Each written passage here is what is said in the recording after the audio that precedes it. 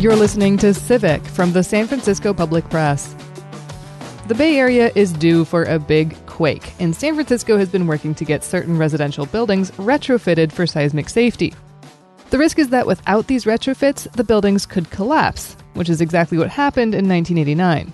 Loma Prieta was a real wake-up call for a lot of people in the building department.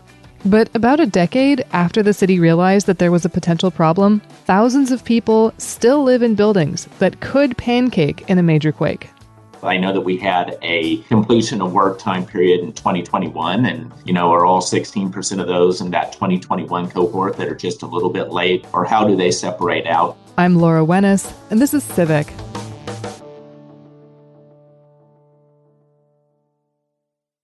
The report is clear and thorough and should put the public's mind at ease about the safety of these retrofits. So good work there, DBI, and we look forward to hearing that presentation shortly. This is Angus McCarthy, president of the Building Inspection Commission, which is an oversight body to the Department of Building Inspection.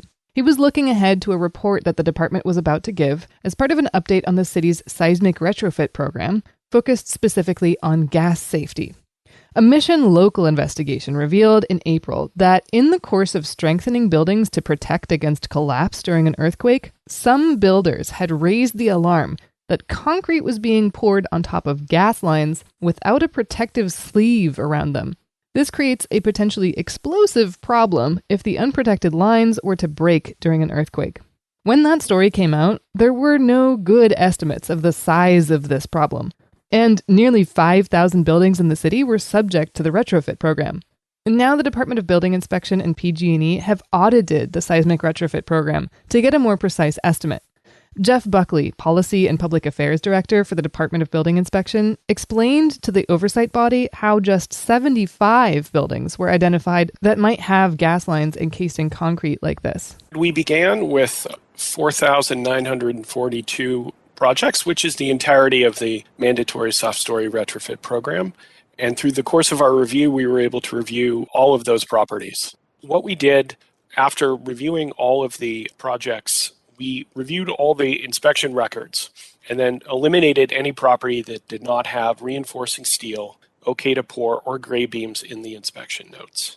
These elements would be present if any gas line would be potentially running through a gray beam or new concrete foundation element. And so we were able to remove about 30% of those properties from our investigation. And so we retained 3,497 properties at this point in our investigation. At that point, we talked with PG&E and engaged with them. And really, we cross-referenced the addresses that we had, as well as to determine if PG&E records showed that these gas lines were cased or if they were replaced with newer gas lines or newer gas pipes, and thus upgraded to better withstand earth movement. And because those pipes were upgraded, or PG&E data confirmed it was previously cased, DBI and PG&E believe the underlying concern of gas line safety had been adequately addressed at those buildings. And as I mentioned, we have representatives from PG&E who can talk with you about both the methodology or answer any questions related to the gas pipe replacement program. But as a result of that review, we were able to reduce the total to 520 addresses. And so then we focused our attention on the addresses that PG&E records show had not been upgraded yet, and which our inspection codes indicated have had a gray beam or concrete pour at the address. And so inspection services pulled the plans for those addresses, conducted a manual review, and checked it to see if new gray beams were added in the front or rear of the property, or whether if there was any possibility that the new beam and the gas line intersected using Google Earth and also paper vision. And so if it was, again, this is kind of gets back to our values, if it was at all possible that the two would intersect, our inspectors flagged those addresses and set them aside for in-person site visits. PG&E also reviewed those addresses and confirmed the location of the gas lines and whether it crossed with a gray beam. And we were able to reduce the investigative focus to 246 addresses. And so our next step after this was both PG&E as well as DBI conducted in-person site inspections for all of the remaining 246 properties to determine if some were in fact cased. And in PG&E's case, they did a more intensive review and they were able to conclude that 118 properties had not been cased. And DBI conducted, as I mentioned, our own site inspections at 246 properties to determine whether the gas lines intersected at all, or were near, or ran through, or really were undetermined relative to the new concrete that was added. And so of PG&E's 118 confirmed uncased properties, DBI determined that 75 could have the possibility of a gas line running through a new foundation element. And so ultimately, 75 properties really could not be ruled out at this point in the investigation. The department and PG&E say potential safety concerns at these 75 sites should be resolved by the end of 2022, either by finding that they were safe after all, or by doing additional construction to mitigate the concern about gas lines going through new concrete foundations. But here's one thing that was only peripherally mentioned at the meeting. There are still hundreds of buildings identified as seismically risky that are required to do a retrofit under this program that haven't yet finished the actual construction. In nearly all cases, owners have filed for or been issued permits, but about 16% haven't yet completed the actual construction. Last August, the city extended the last deadline for all buildings in the program to have finished construction. That extended deadline was 3 months ago. Nearly 800 buildings haven't met it. It was the Commission's newest member, J.R. Epler, who brought this question up to the building department's Jeff Buckley. It'd be interesting to see, to see for those 16% of the identified retrofit program buildings that have not complied with the retrofit requirements, to see where they are in the enforcement process and see how long they've been out. I know that we had a completion of work time period in 2021, and are all 16% of those in that 2021 cohort that are just a little bit late, or how do they separate out, and what are the steps being undertaken in order to ensure that they very, very promptly become compliant? I'm sure this is something the Commission has addressed in the past. So again, thank you, supervisors, for bearing with me as I make that comment. So the department tracks that information and distributes it, I believe, on a monthly basis, if not more frequently.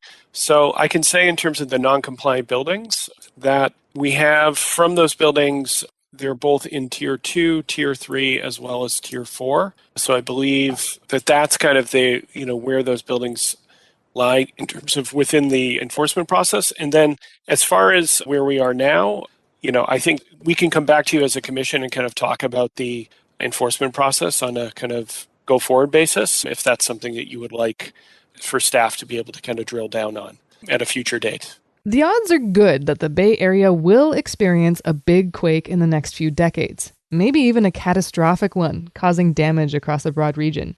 Which means the people who live in these buildings, by our back-of-the-envelope math, several thousand people, are at risk of experiencing a building collapse when the next big one hits. And virtually all of these buildings are rent-controlled. So today, we're going to talk in some depth about the mandatory seismic retrofit program, why it exists, and what we know about its implementation. Just a note, we sent a list of questions to the Department of Building Inspection, which runs this mandatory program. A spokesperson highlighted the success of the program, with nearly all properties having permits and 84% having completed the retrofits. We asked for a lot of detailed breakdowns of the department's enforcement, and those numbers would take weeks to compile. We'll bring you an update when we have them. For now, let's back up a little. The buildings this program focuses on are called soft story buildings. Back in 2019, pre-pandemic, and before the deadline for making these fixes had arrived, my colleague Noah Arroyo sat down with Bill Strawn, who was then the manager of public affairs at the Department of Building Inspection. So in a soft story pancake thing, Yeah, when a soft story building is injured in a quake, or what is it? Not injured. Damaged. Damaged. Thank you for that. I mean, it's not like I write or anything. It's not like I'm a language guy. So in an earthquake, when a soft story building is damaged, what it looks like is that first floor that's weak pancakes down under the weight of the upper floors. Bill knows all about soft story buildings. It tends to be these kinds of buildings where on the ground floor level, the street level, there's either a commercial space or an open garage. And if it was a garage and you actually went inside, you probably wouldn't see very many columns or pillars reinforcing that first floor. And above that ground floor level usually are where residential units are. Sometimes it's 1 story, 2 stories. The particular program that got into the mandatory seismic retrofitting involved 3 or more stories with 5 or more units.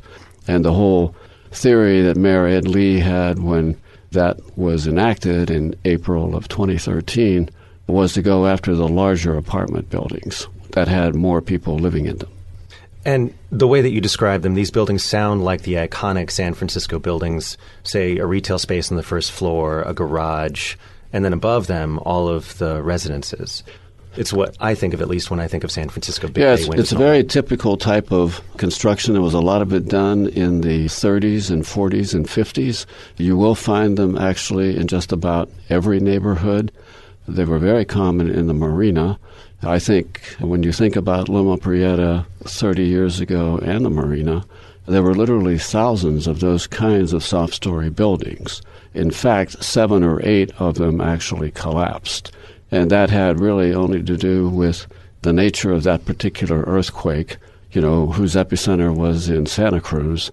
And by the time it got to the marina area, didn't have quite as much power as might have been more destructive. Loma Prieta was a real wake-up call for a lot of people in the building department. I mean, at that time, I was still working for a marketing communications company downtown. I wasn't actually working for the city at that time. But the wake-up call had the creation of this Community Action Plan for Seismic Safety, which went by the acronym of CAPS. And high on the list of things to do over the next 30 years for that CAPS group was a soft-story retrofit program and probably a mandatory program. There was some hesitation about that because, when you have a mandatory program, then the capital costs can be passed through. And there was some political sensitivity about, did we want to cause rent increases on the basis of, getting stronger buildings less likely to collapse. Overall, I think the decision was the right one, which was, we need to go ahead and do this, especially in these larger apartment buildings. So I think the proposal was put together primarily by that Earthquake Safety Implementation Group that's now become the Office of Resiliency. And, that functions under the city administrator. So we have now a chief resiliency officer, Brian Strong, and they essentially keep up the good work of trying to keep strengthening the buildings.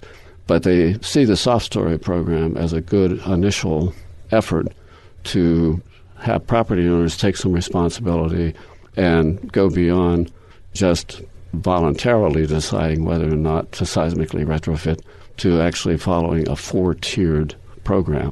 Because the voluntary program was incredibly ineffective, wasn't it? Yes. We weren't getting that many owners who were stepping forward and saying, it's probably a good idea. I should protect my tenants. I should protect my building, my assets, so to speak. And I think a lot of it just had to do with, even for people who have lived through other earthquakes in San Francisco, they just sort of say, if it happens, it happens, but I'm not going to worry too much about it. Right. So I think having this kind of requirement from the city just focused everybody's mind and said, okay, this is the right thing to do, so we're going to do it. You might say, if an earthquake happens, it happens. But the reality is, it is going to happen. It's just a matter of when. Geologists have found that large earthquakes have happened about every 100 to 200 years along the Hayward Fault, where large tectonic plates meet in the Bay Area. The last major quake from that fault was in 1868, which means it would be reasonable for another to happen sometime around now. Earthquakes happen in response to a rupture. And that's when the tectonic plates on either sides of a fault smash into each other or slide past one another. And a rupture along one fault can have a domino effect, leading to ruptures along other faults. San Francisco is sandwiched between the Hayward Fault to the east and the San Andreas Fault to the west. And there are many, many other faults throughout the Bay Area. Based on the latest research that factors in how these faults might interact with each other, there's a 72% chance that a major quake will strike the Bay Area in the next few decades. By major, I mean at least a magnitude 6.7, like the Northridge quake in 1994. That one killed 57 people and injured 9,000. There's a lower but still 51% chance that we'll see an even bigger quake that could cause massive damage and loss of life across a wide region. I think it's probably a safe guess that when the next big one does hit, it's going to be pretty devastating in terms of how many buildings are prepared and what the impact on those buildings will be. Earthquake science is really still quite imperfect, and while most engineers who are in the business at least keep telling us at the building department that we're doing everything we can to strengthen these buildings and to resist earthquakes, until you actually have the next major one, you won't be able to assess how effective our theories are. But right now, we're doing what we think will work based on lessons learned from studying earthquakes literally all around the world all the time. So the retrofits to stave off building collapses are mandatory, because although we know that there's a risk of collapse, a voluntary program wasn't motivating property owners to do these retrofits. There are a lot of reasons why that might be, which we'll get into more later. But I should point out that the mandatory program also has a lot of success. Of nearly 5,000 buildings identified as seismically risky, almost all have plans on file to get those retrofits done. Also, the building inspection department didn't just order every property owner with a soft story to fix the building or else by the same date. They organized them into 4 tiers based on safety risk level. So buildings chock full of vulnerable tenants got prioritized over, say, commercial buildings with few residential units. Back in 2019, before the pandemic, Bill Strawn seemed pretty confident about compliance overall. And the good news is that when you look at where we are right now, last September was the deadline for submitting plans for retrofits in Tier 4, and those are all commercial buildings. They were deliberately left to be the last tier so that businesses in that tier would have had plenty of time since 2013, 2014 to kind of get ready for any dislocation that the retrofit might cause. Of course, people being people, that hasn't prevented a lot of these businesses from saying, gee, I didn't know I had to do this. Now you're really killing my business. Now I don't have enough money set aside to protect my staff, and so on and so forth. So we'll see if, in fact, there's a push at some point to extend that date. But, the way the program works is every September 15th, since 2013 or 14, is the deadline for actually submitting the plans to do the retrofit, and then you have 2 years to complete the retrofit. So given the fact that last September 15th was when Tier 4's deadline was, technically they should have the work done by September 15th of 2020. And I guess we'll have to see how many of them are compliant by that time. We have, I would say it's like 95+% compliance on all 4 tiers for meeting the deadline of turning in the plans. But because we've been in such a busy building environment, with a lot of demands on engineers and contractors, there are a lot of owners who haven't been yet able to complete the jobs. Right now we're about 2/3 complete, or about 65% complete. Total of about 4,900 buildings in all 4 tiers, and I think there's like 3,200 that have been actually completed. Well, things looked a lot different in September 2020 than they did in 2019 when this interview was recorded. The coronavirus shut down the city almost completely, and while things have largely reopened, here's where we are today. Of the 4,941 buildings in those 4 tiers, 784 haven't completed the construction work. Like I said, the majority of those have applied for or received a permit, and it's important to note that you get a certain amount of time, usually a year, to actually do the work once you've gotten the permit. So what are some of the reasons why, years after this program started and past the deadline for implementation, some of this work hasn't been finished? We'll get into that when we return to this story about San Francisco's mandatory earthquake retrofit program. You've been listening to Civic from the San Francisco Public Press. Newsmatch, the nationwide effort to fund local news by doubling your donation, is still going through the end of the year. Big thanks to Ernesto Aguilar and the Robb family, who recently pitched in to help the San Francisco Public Press and Civic keep producing thoughtful, in-depth stories. You can join in by making a contribution at sfpublicpress.org/donate. Donate once and your money will be doubled, and make it a monthly gift for lasting impact. Donations are wonderful and make our work possible. But if that doesn't work for you right now, you can still help support us by staying close and spreading the word. Sign up for our email newsletter to keep up with the latest investigations and explainers. Share something you read or heard on social media, or just talk about us with a friend. We want our work to reach people, and you can help us do that. We appreciate it. Let's get back to our story about San Francisco's mandatory earthquake retrofit program to strengthen buildings and prevent collapses. The city started worrying about this after Loma Prieta and had compiled a rough list of soft-story buildings about a decade ago. So why don't property owners make the repairs? Here's Bill Strawn again, formerly from the Department of Building Inspection in 2019. We get all kinds of explanations of, I can't find an engineer, I can't find a contractor, I don't have enough money set aside to actually do this right now. And the building department's whole philosophy is to try and work with these owners because we want the buildings to be strengthened and for people to be protected. We're not really interested in punishing owners who miss deadlines. On the other hand, the deadlines are there for a good reason, that we haven't had a major earthquake in the past 30 years, and the geotech people all around the country are saying we're due for one.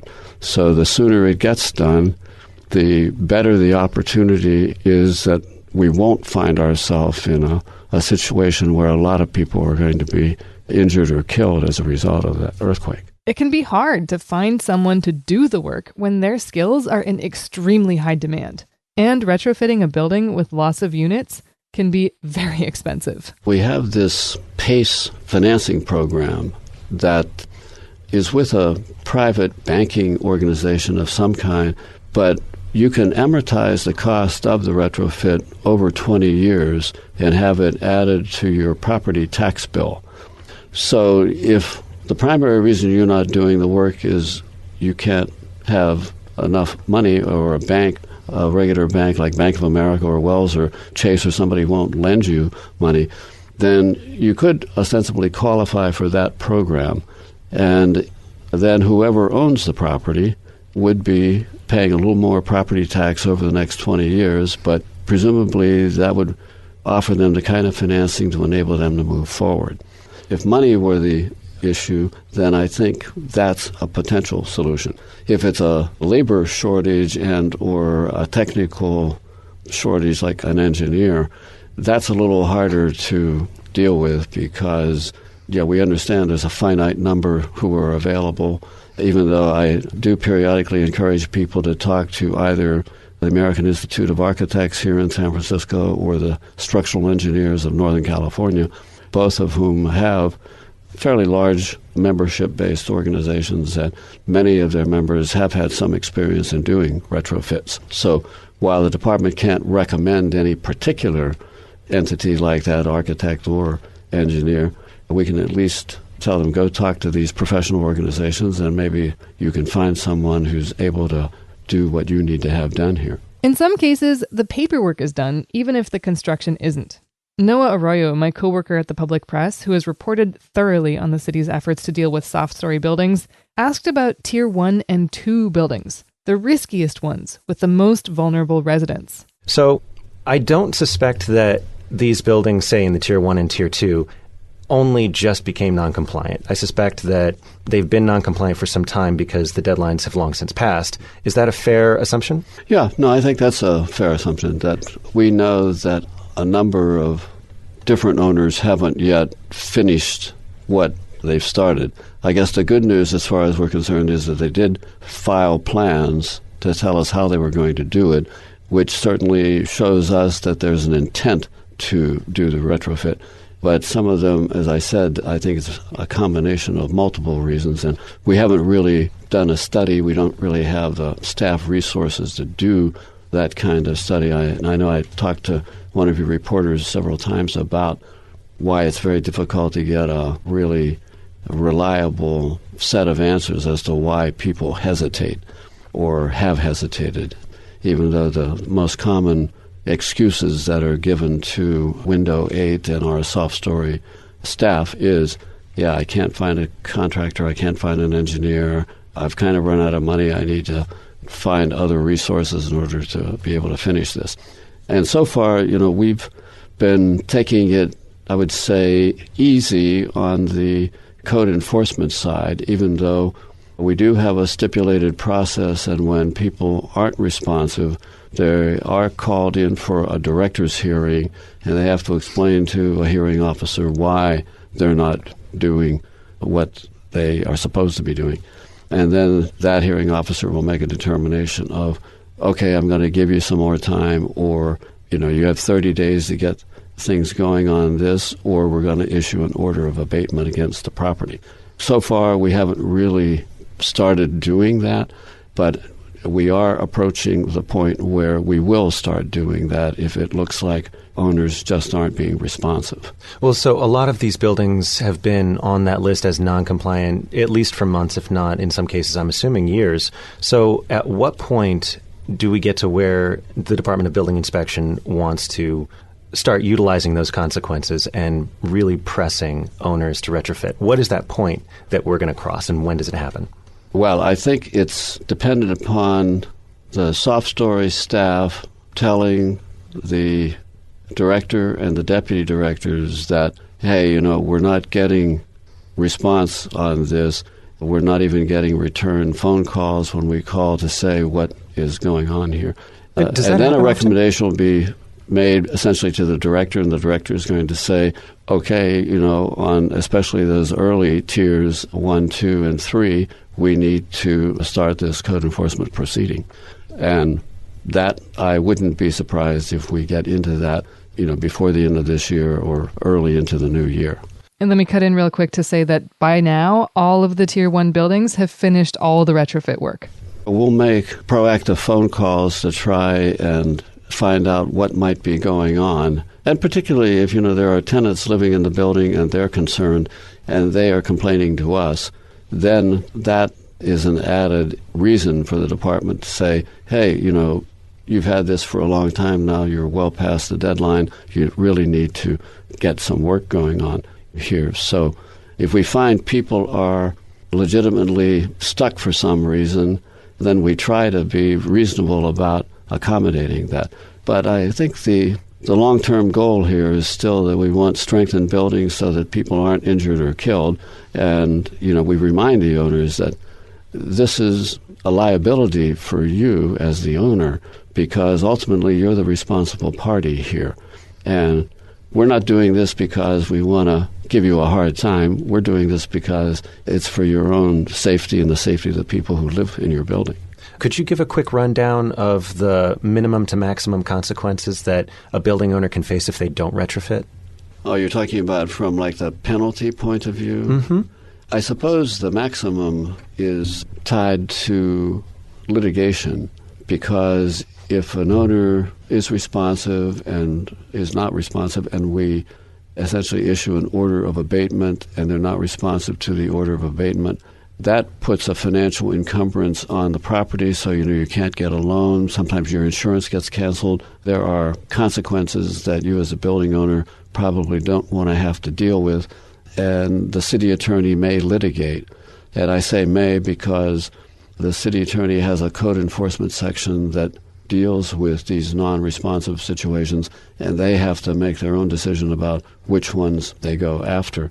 But I think suffice it to say that it's not so much the building department's fees or added-on penalties that are going to be so troubling as the additional legal and financial encumbrances. You're saying that simply because those fees have already been laid on top of those buildings, they haven't worked in a lot of these cases. Well, right, or that hasn't been enough incentive for them to actually take the action step. I suppose there may be some examples of owners that just feel like, hey, it's my property, I don't have to do this if I don't want to do it. And they have this kind of almost political opposition to having been told by the government to do something. But I haven't actually heard that we get that kind of resistance in this program. I suspect myself that it has more to do with family situations. Multiple owners in the same family may have inherited the building. They may not have cash to do what is required, and they may not be that sophisticated in terms of figuring out, well, how do we comply here? So I think that profile is a little more likely for us to have to deal with than an outright resistor. Again, this was 2 years ago. Since then, the deadline for the tier of buildings that was last in line has been moved by 1 year to September 2021. We reached out to the department to see if we could learn how many property owners have qualified for financial assistance and how much assistance is even available now. We also wanted to know how many cases have been referred to directors' hearings or been litigated against. Specific numbers on that would take weeks to compile, but the department spokesperson rejected the notion that enforcement hasn't been working, citing that 84% overall completion record. And that was a similar message to the one we got 2 years ago. I'll be honest, the way that you describe this, it sounds like a complex and understandable situation, but it does sound somewhat intractable. Is there any other way to look at this other than this is just a problem that will not ever be fully solved? Well, I think hope always springs eternal. Human ingenuity never ceases to amaze me. So I would think that we should be able to figure this out, particularly given the number of buildings that we're talking about that are non-compliant. The good news to me is that most people have wanted to comply, and most people are complying. And, that's consistent with what we find in the building department overall. We issue something like 80 or 85,000 permits in the course of a year, and literally 95% of those comply. There's only this sort of roughly 5% group that, for whatever series of reasons, aren't in compliance. So I think for the most part we have a sophisticated and aware audience out there of building owners. They know they live in one of the world's highest at-risk earthquake zones. And I think most of them do want to protect the people who live in those buildings and their buildings. So I'm still optimistic that we'll get to those who have other circumstances that are kind of slowing them down and not making them comply quite as rapidly as our deadlines would like. However those circumstances may or may not have changed, overall compliance with the program has been high. But thousands of people still live in buildings that are at risk of collapse in a major quake.